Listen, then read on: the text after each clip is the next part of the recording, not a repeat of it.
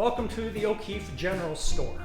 There's been a general store here since about 1872.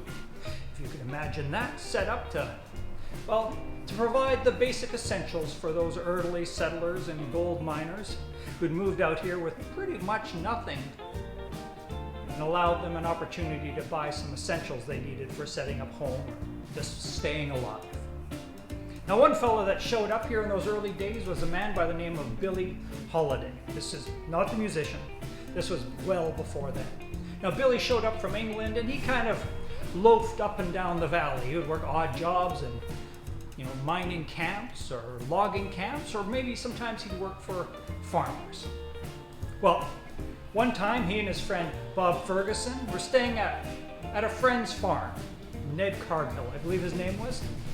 And they were working for room and board, as was quite common back then. But Ned had to go away to Campbell's. Left the boys at the house, said, help yourself to the stores and the food, feed yourself, but take care of everything around here, which was a pretty good deal for these young men.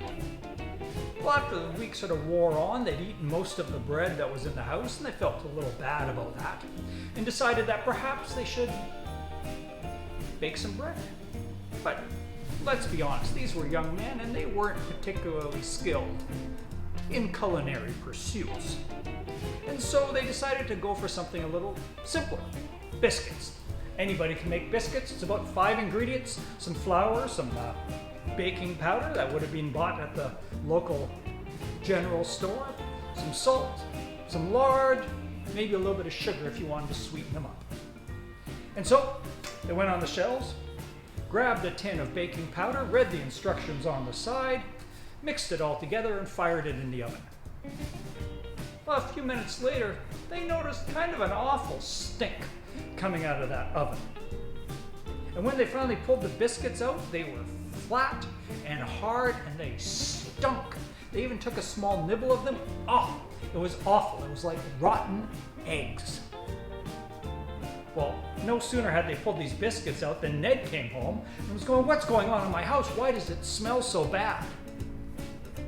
And the boys were like, I don't know, Ned. We tried to make some biscuits. We read the directions off of the baking powder tin. And Ned said, oh, did you use this tin? And they said, yeah, it says baking powder. And he says, oh, no. No, you used the wrong tin. You needed to use that tin of baking powder. This tin of baking powder, I put my rat poison in. Now, I'm not entirely sure what the moral of this story is, other than if you're going to reduce, reuse, and recycle, as they did back then, perhaps it's a good idea to put a label on the tin.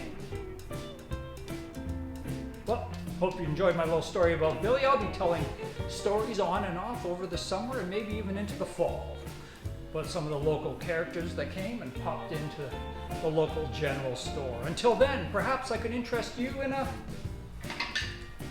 small lollipop.